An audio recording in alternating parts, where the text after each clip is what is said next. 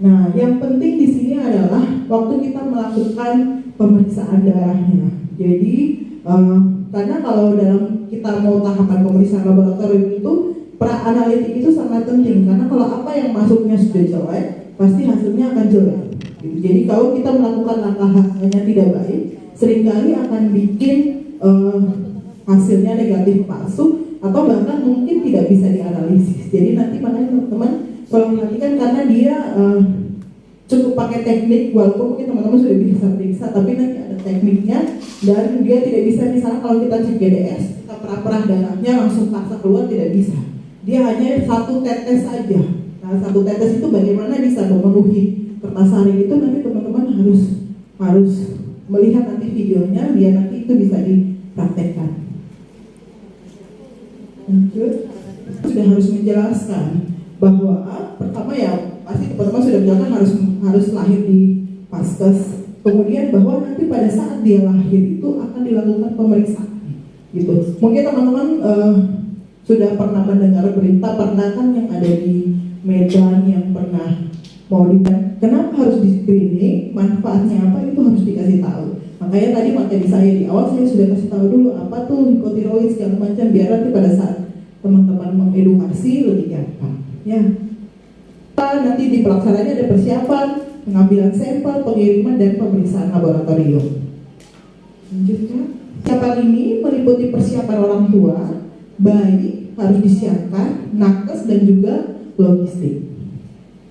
Kalau persiapan orang tua tadi sudah saya sampaikan bahwa edukasi informed consent secara tertulis harus ada, ya. Jadi tulis bahwa keluarga setuju, itu untuk melindungi teman-teman karena semua tindakan invasif apapun harus ada informed consent. Kemudian yang kedua adalah persiapan bayi. Jadi untuk screening hipotiroid kongenital ini ada waktu khusus pengambilannya. Tidak sembarang waktu kita mengambil. Waktu yang direkomendasikan adalah pada saat bayi umur 48 jam atau 2 hari sampai 78 jam. Gitu. Sangat tidak direkomendasikan pada saat bayi umur kurang dari 24 jam. Gitu. Kenapa? Karena waktu itu kadar hormon TSH-nya tuh masih tinggi, masih terbawa dari ibu. Jadi bisa bikin hasil positif palsu. Kalau terpaksa sampelnya pada saat umur 24 jam sampai 48 jam. Kalau seandainya misalnya kayak di lapangan teman-teman kan rata-rata 6 jam sudah dipulangkan kalau baik, maka diperkenankan untuk pengambilan sampel pada saat KN1. Jadi pada saat umur 7 hari, tetapi tidak boleh lebih dari 14 hari. KN1 atau maksimal di KN2. Gitu. Jadi, tapi kalau umurnya sudah lebih dari 14 hari, itu sudah di luar dari program screening. Jadi tidak bisa lagi, namanya screening kan kita mau tahu lebih awal. Kalau nanti sudah umur 2 minggu, 3 minggu baru tahu, ya namanya bukan screening lagi. Gitu. Jadi kalau kayak gitu batas waktu pengambilannya ya sampai umur 14 hari. Nah, ini yang tadi saya tunjukkan bahwa pada saat bayi baru lahir itu, waktu dia sampai umur 2 hari itu pada nomor TSH-nya yang warna ungu itu masih tinggi sekali. Jadi kalau teman-teman cek di situ, nanti jadinya positif palsunya banyak. Ya, jadi mungkin pasiennya bukan hipotiroid, tetapi jadinya kita lakukan pemeriksaan fungsi tiroid karena hasilnya positif palsu. Nah, pemeriksaan ini bisa dilakukan oleh nakes siapapun di puskesmas atau di paskes yang baik. Jadi tidak harus bidan, boleh dokter, boleh ATLM, orang lab boleh gitu, tanpa harus sertifikasi khusus. Jadi tidak harus bidan yang ngerjain, tidak harus ya. Nah, ini tadi bila bayi dipulangkan 24 jam sebelum 24 jam, pengambilan sampel pada saat kunjungan rumah atau ibu diminta untuk bawa kembali bayi. Yang memang jadinya kerjanya tambah gitu. Cuman kalau kita paksakan untuk cek di bawah 24 jam gitu, karena kita sering pulangkan dalam 6 jam, hasilnya itu akan mempengaruhi hasil, dan biasanya nanti akan jadi notifikasi dari rumah sakit lab rujukan bahwa sampelnya ini tidak memenuhi syarat. Nah, ini persiapannya teman-teman. Jadi nanti semua bahan habis pakai ini diamprah dari dinkes. Ya, ada sarung tangan, ada lancet, kapas, rak pengering, kotak limbah dan plester kalau diperlukan. Ya, lanjutkan. Nah, ini adalah lancetnya. Ya, gambaran lancetnya. Jadi lancetnya sudah lancet khusus, dimana kalau teman-teman pencet tombolnya itu dia hanya maksimal kedalaman 2 mili, jadi tidak dalam-dalam gitu. Jadi tidak teman-teman pakai jarum biasa itu ditusuk, karena kalau tusuk itu bisa kedalaman, bisa mungkin tidak dalam gitu, jadinya resiko untuk trauma ke bayinya lebih besar ya. Nah ini nanti akan diamprah ke dinkes. Nah ini adalah formnya teman-teman nanti pada saat teman-teman sudah melakukan pemeriksaan itu nanti akan ada formnya. Di situ ada tulisan A, B, C, D, E. Di A, B, C, D itu dia bulat-bulatan. Itulah teman-teman nanti taruh darahnya di situ. Ya, jadi darahnya nanti ditetes di situ. Langsung dari tumit bayinya. Jadi bukan kita sedot lagi pakai spek baru tetes, tidak. Jadi pada saat ditusuk nanti langsung biarkan darahnya netes di situ. Nanti ada videonya, teman-teman bisa lihat. Nah, kemudian ini adalah identitasnya.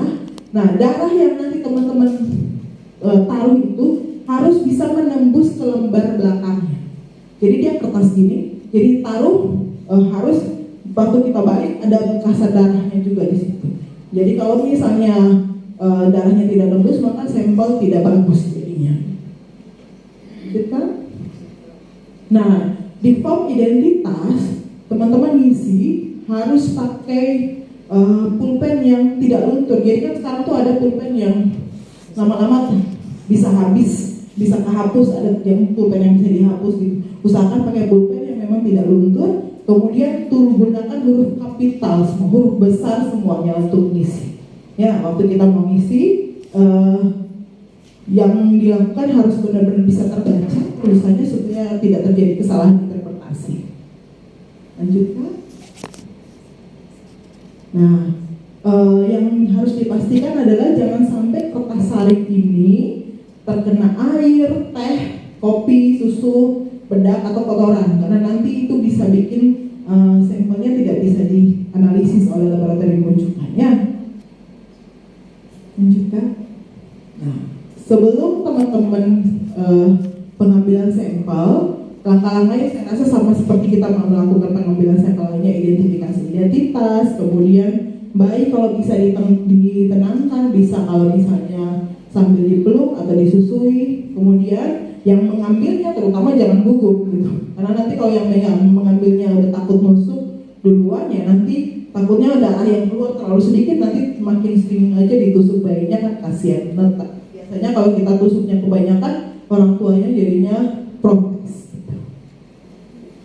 Lanjutkan. Nah, untuk pengambilan spesimen SHK ini ada teknik yang harus dilakukan sebelum teman-teman menusuk, yaitu harus dihangatkan terlebih dahulu kaki bayinya. Gitu. Jadi ini yang kasus yang kalau yang tadi saya bilang kasus di Medan itu pernah berita karena hangatkannya terlalu panas versi kitanya itu sehingga agak melepuh pada saat bayinya dikembalikan. Orang tua melihat kok kakinya melepuh, jadi protes waktu itu beritanya protes ke rumah sakit itu. Sehingga dibilang ya maksimal suhu 40 derajat.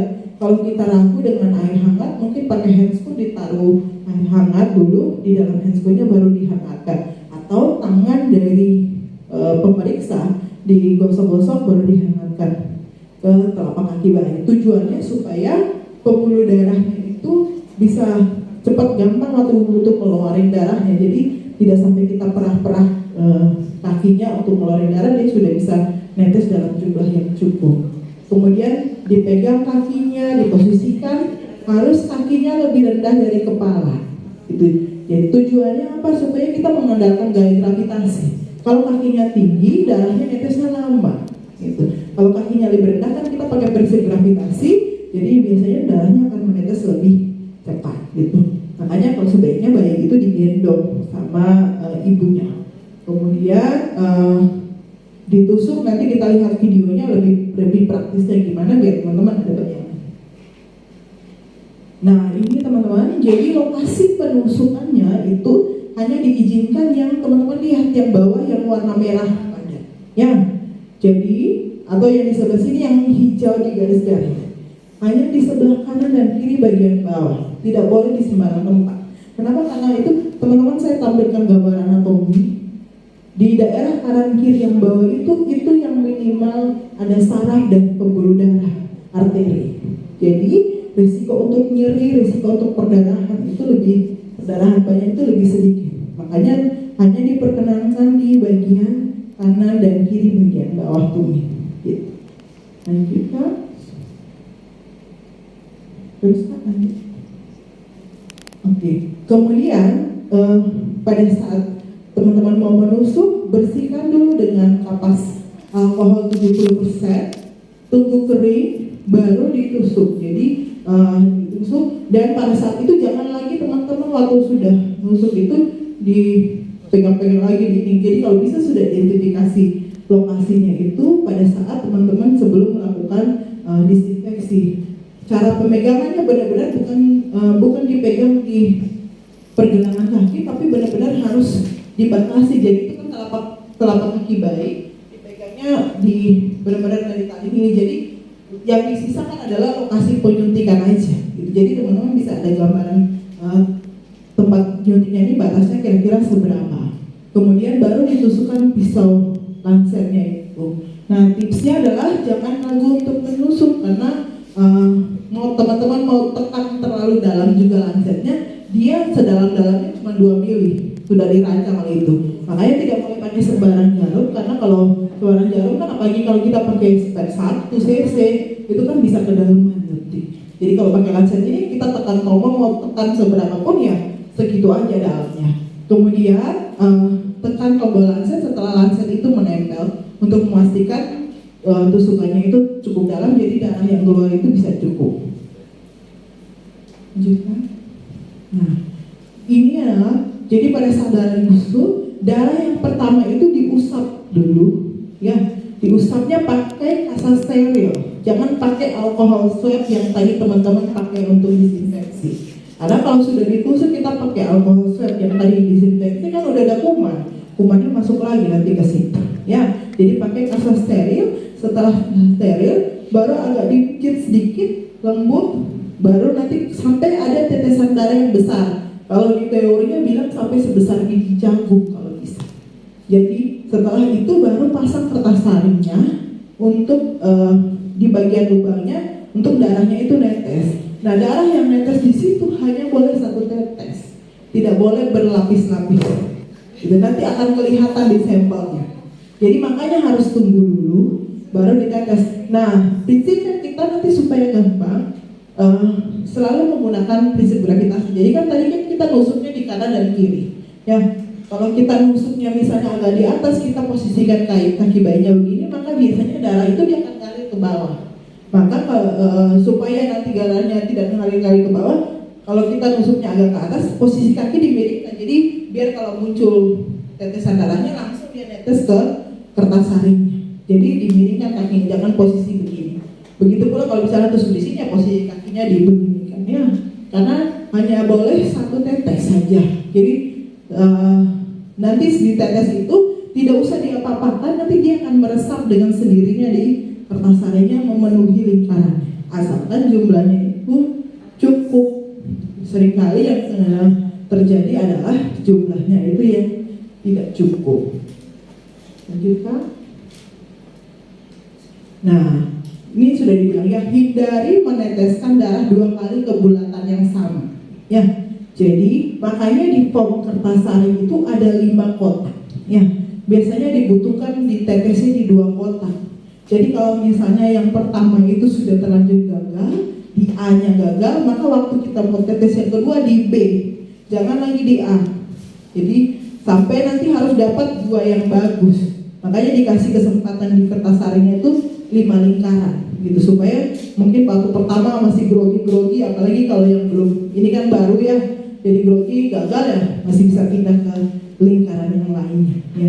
Diharapkan nanti yang dikirim sampel yang bagus itu adalah 2 lingkaran bulat sempurna. Oke, ya ini ya, ini teorinya maunya seperti yang A dan B, tetapi kalau dapatnya seperti yang di bawah, yang 4 gambar di bawah, walaupun melewati, asalkan dia melewati titiknya dan tidak berlebihan, artinya dia tidak berlebihan sampai mendekati lingkaran yang B, masih ada jaraknya, itu masih bisa diterima gitu. Tetapi jangan sampai ditumpuk-tumpuk darahnya, jadi tetes berkali-kali. Lanjutkan.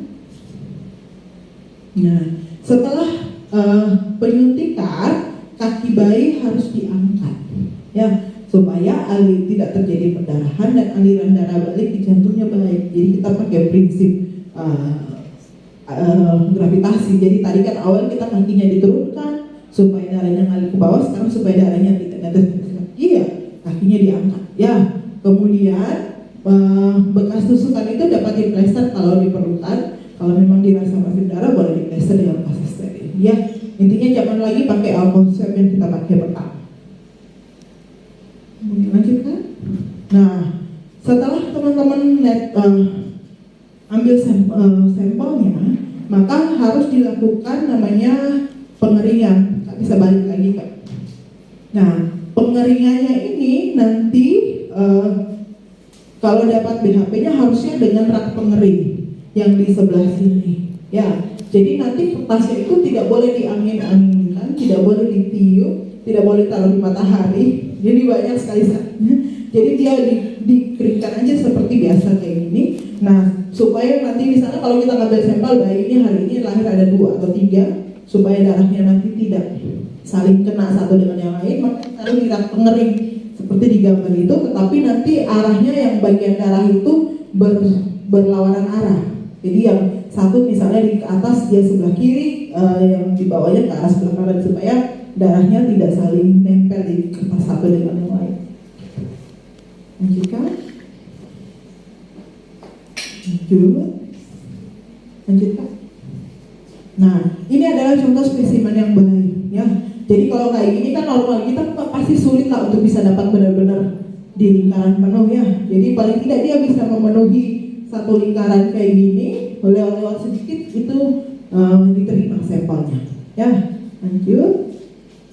Nah, kalau sampel yang tidak bisa diperiksa, misalnya cuma kayak gini, yang pertama volumenya kurang, netes saja dikit ya tidak bisa, atau penetesan darah terlalu banyak pada area yang sama, jadi supersaturated, atau spesimennya tidak adekuat gitu. Jadi biasanya tuh kalau kita pas netes kaki bayinya ketemu di kertas harinya, jadi karena saking takutnya mungkin dan netes, jadi kita lagi ketempel gitu, jadinya itu tidak bisa dibaca. Atau spesimennya berlapis, karena nanti akan terlihat di kertas hari kalau kita netesnya tuh lebih dari 1 tetes, pasti warna yang mungkin sudah dirancang, warna yang pertama itu akan lebih gelap, jadi warna yang kedua akan lebih cerah. Jadi kalau ada perbedaan warna gitu, yang meriksa di sana sudah bisa tahu bahwa ini tidak bisa, tidak layak spesimennya, gitu, bahwa ini lebih dari 1 tetes. Atau spesimennya berlebihan, jadi yang penuh dari lingkaran dan kena di lingkaran yang lainnya, gitu. Jadi kebanyakan juga tidak boleh, terlalu sedikit juga tidak boleh. Ya, jadi nanti pintar-pintarnya teman-teman di ruangan. Atau yang berikut, kalau dia ini terdilusi biasanya, kalau tanpa disengaja kena alkohol, jadi akan kelihatan warnanya itu dia lebih pucat, itu juga tidak bisa dibaca. Nah, lanjutkan. Lanjut. Nah, yang berikut adalah kalau spesimennya belum kering, sudah dikirim. Jadi supaya dia bisa kering sempurna itu minimal pengeringannya 3 jam. Jadi karena kita tidak pakai matahari, tidak pakai kipas, jadi kita biarkan di udara ruangan aja, pakai di rak pengering itu. Jadi nanti kalau teman-teman di ruangan, apalagi kalau ngambil spesimennya mendekati jam-jam overrun, maka itu hal yang wajib dioperkan juga. Gitu. Jangan sampai nanti temannya di ruangan tidak tahu terus disenggol-senggol jatuh, atau tiba-tiba dia pikir kertas apa dibuang. Gitu. Kadang-kadang kan ini masih baru, jadi bisa saja salah. Gitu. Jadi itu harus termasuk hal yang harus dioperkan. Kemudian kalau tidak terbentuk cincin serum atau spesimen saat kering itu menempel dengan benda, itu akan terlihat semuanya. Jadi ini contoh-contoh spesimen yang nanti tidak bisa diperiksa. Nanti dari lab rujukan akan memberikan notifikasi ke Dinkes bahwa spesimen ini tidak bisa ini. Kalau semakin banyak itu ya nanti PR-nya Dinkes lagi untuk mengevaluasi terkait pelaksanaan HESRATA ini. Lanjutkan. Nah, ini masih ada lagi ya, dan ini spesimen menggumpal atau ditetes dari kapiler beberapa kali, ya. Lanjutkan. Nah, untuk pengirimannya setelah sampel itu kering, spesimen itu dikirim ke lab. Ya, nah sebelum dikirim itu dia harus dimasukkan di dalam plastik Ziploc. Jadi plastik benar-benar masuk plastik supaya menghindari kontaminasi. Jadi kalau kita pakai kertas aja waktu di jalan, waktu kita kirim ke dinkes gitu, bisa ada terkena sesuatu yang tanpa disadari, akhirnya spesimennya tidak layak untuk dianalisis. Satu lembarnya itu bisa dimasukkan ke dalam satu plastik atau bisa beberapa lembar dimasukkan dalam satu plastik, tetapi dengan arah berlawanan. Jadi bagian darahnya itu kalau yang atasnya ke depan, yang satu ke belakang. Jadi misalnya ini dua kertas, di sini ada kertas saringnya. Maka kalau di sini juga kertas saring, maka ini dia gini, yang satunya dia begini. Jadi supaya darahnya tidak ketemu dengan darah. Jadi menghindarin kontaminasi, misalnya ditetes atau apa, jadi bisa darah yang satu bercampur dengan yang lainnya. Jadi pengaturannya biar tidak saling bersinggungan. Kemudian masukkan ke amplop dan diberikan daftar spesimen. Jadi jangan cuma mengirim lembar kertas saringnya itu, tetapi ada daftarnya. Misalnya hari ini kirim sampel bayi A, bayi B, bayi C, lahir tanggal berapa, pengambilan spesimennya kapan, gitu. Nanti dengan beberapa catatan khusus, misalnya bayi itu BBLR atau tidak, gemeli atau tidak, itu harus dikasih catatan. Lanjutkan. Ya, ini ya, jadi itu tadi gambaran cara menyusunnya. Yang di gambar 14 itu harus saling menyilang begitu, teman-teman. Kemudian setelah itu masukkan ke plastik dan nanti dikirimkan ke dinkes. Lanjutkan. Nah, kertas saring yang baik adalah ya tadi seperti itu ya, tidak berjamur, tidak rusak, darahnya berwarna merah gelap, kemudian tidak memudar pada sisi lingkaran. Nah, nanti jika ada jumlah spesimen yang ditolak itu harus dicatat dan dilaporkan kembali. Jadi ada pencatatan dan dilaporkan kembali ke dinkes. Nah, pengiriman ini harus dilakukan oleh petugas pengirim pengumpul spesimen atau bisa dikirim melalui jasa pengiriman yang tersedia. Nah, diharapkan adalah pengiriman itu tidak boleh lebih dari 7 hari setelah spesimen itu diambil. Jadi maksimal 1 minggu setelah darah diambil. Jadi jangan nanti teman-teman ngumpul banyak-banyak baru kirim. Jadi memang ini agak menambah pekerjaan. Jadi karena kalau yang dari jauh-jauh ya akhirnya agak lebih sulit, tapi dari juknisnya seperti itu. Nah, perjalanan di dalam pengiriman itu tidak boleh lebih dari 3 hari. Jadi, tapi itu untuk sampai ke Kupang, jadi makanya lebih cepat datang sampai ke Bali. Jadi kalau teman-teman lebih cepat datang sampai ke Rote cepat ke provinsi segera meneruskan ke Bali. Lanjutkan. Nah, ini adalah kondisi khusus ya teman-teman, yang jenis kelaminnya sama itu harus diberikan catatan, dan khusus untuk kondisi seperti ini pengambilannya bisa lebih dari 1 kali. Ya, kita lanjutkan. Nah ini ya, jadi pengambilannya bisa 2-3 kali tergantung umur kehamilan. Pengambilan pertama itu sesuai dengan waktu SHK, yaitu pada saat usia idealnya 2-3 hari. Kemudian kalau bayi prematur itu bisa diulang lagi 2 minggu kemudian gitu. Karena mereka kadang-kadang bisa saja mengalami hipotiroid yang transien. Jadi biar nanti kita angka positifnya tidak tinggi, jadi nanti umur 2 minggu lagi itu dievaluasi. Kalau misalnya prematurnya 36 minggu ya itu tidak perlu. Tetapi kalau prematurnya di bawah 34 minggu atau di bawah 35 minggu wajib gitu, karena kalau 36 minggu kan 2 minggu lagi sudah ateros ya, jadi tidak perlu. Tapi kalau misalnya BBLR masih di bawah 2500 atau usia